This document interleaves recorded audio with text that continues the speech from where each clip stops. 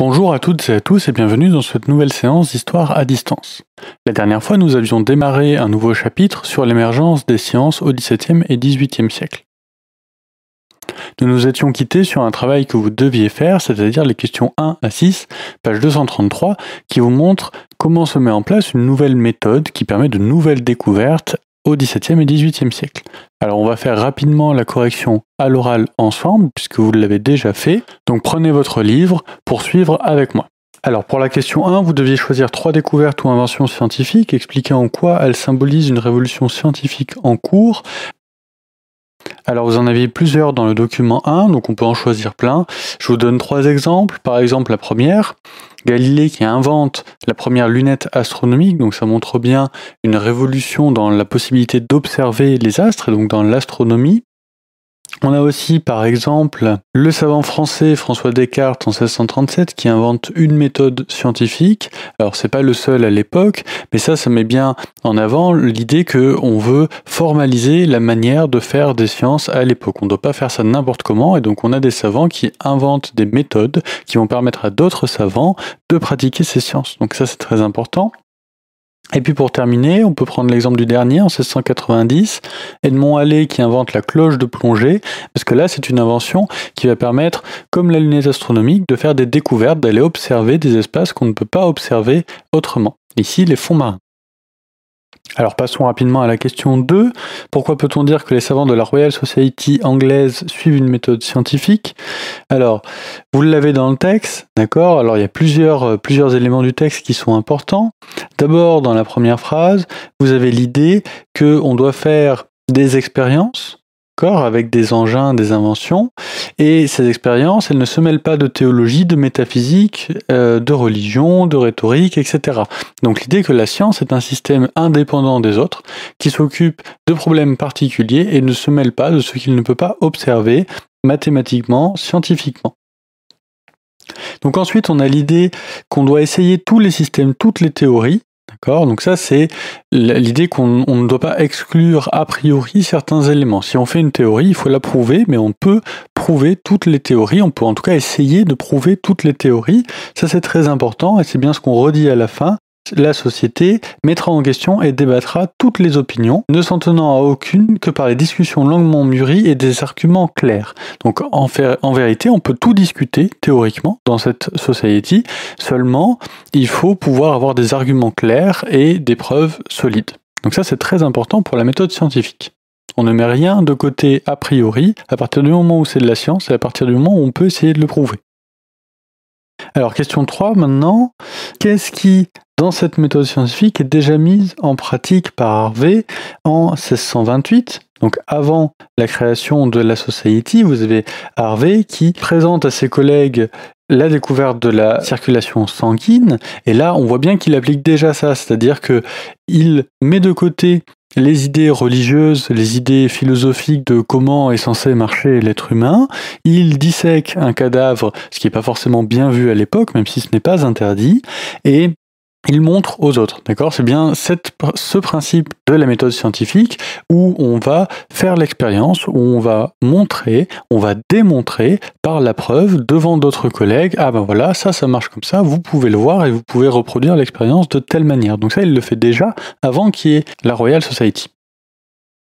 Question 4 maintenant. Alors, quel rôle jouent les souverains? Vous le voyez bien là sur le document 4, ce tableau, qui vous montre Colbert en noir en train de présenter à Louis XIV assis au centre les membres de l'Académie royale des sciences. Donc là, on voit que les souverains jouent un rôle ici de mécène, comme on l'avait vu à la Renaissance pour l'art, mais cette fois-ci pour les sciences. Ce sont eux qui vont financer, qui vont encourager les plus grands savants, et ça c'est un petit peu pour les mêmes raisons, c'est-à-dire que ça augmente leur prestige de montrer qu'ils ont à leur cour de grands savants et que ce sont eux qui les payent. Bon, en plus pour les sciences, il y a quelque chose de purement immédiat, qui est que ces savants vont peut-être faire des inventions qui vont améliorer la condition de vie du royaume, ou la maîtrise militaire, ou la maîtrise de la navigation par exemple. Alors, ces souverains, ils jouent un rôle, mais les scientifiques, ils s'entraident aussi, ça c'est ce qu'on voit. Avec la question 5, quelles sont les relations entre les scientifiques européens?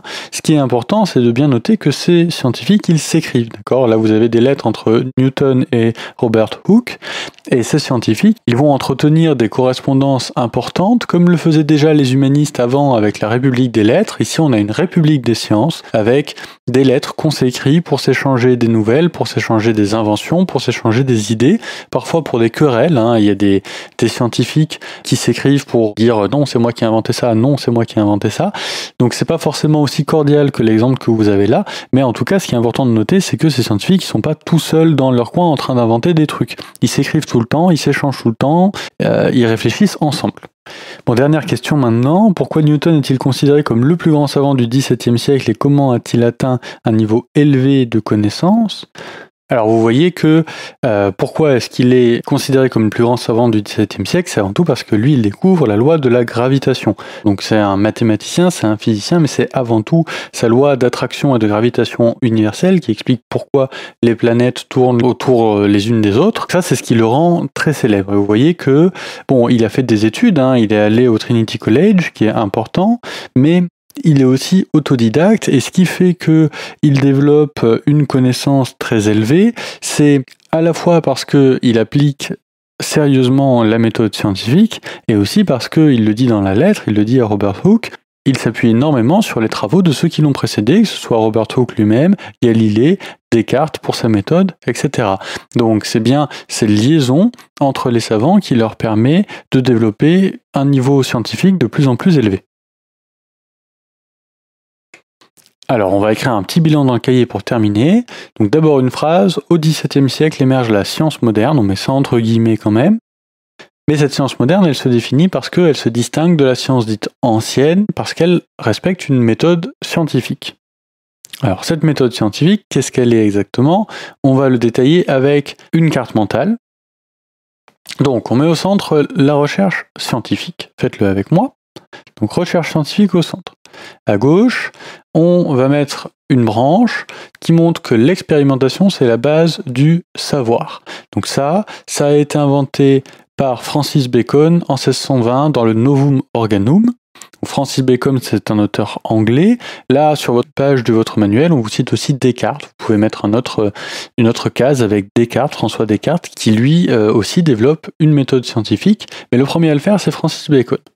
Et donc ça, c'est l'idée qu'on se base sur des expériences. Grâce à ces expériences, on fait des observations et on analyse ces observations grâce à la raison. Ensuite, on a une deuxième branche où on va juste mettre une case, le fait qu'on a un langage commun qui est les mathématiques. Donc ça permet de se comprendre, même si on ne parle pas la même langue, les formules mathématiques restent les mêmes et donc on peut vérifier le travail les uns les autres. Troisième branche maintenant, très importante, l'invention et le perfectionnement d'instruments.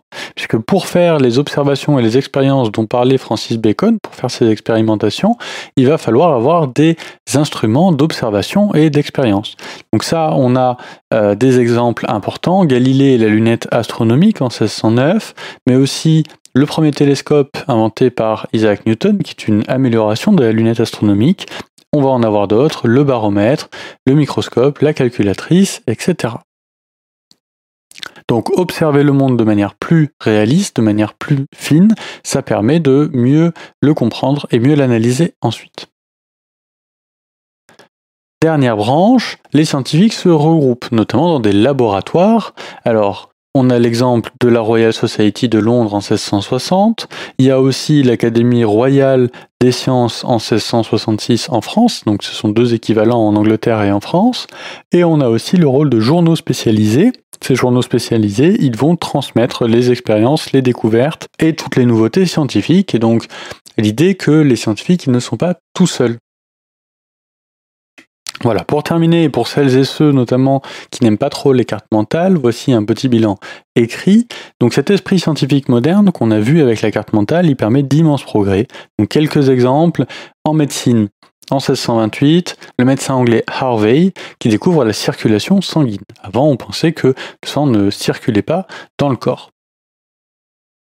Ensuite, en astronomie, donc en 1632, Galilée qui confirme les travaux de Copernic. Donc l'idée qu'on a l'héliocentrisme, l'idée que le Soleil est au centre de l'univers et que la Terre tourne autour. Et puis en physique, Newton qui découvre l'attraction et la gravitation universelle.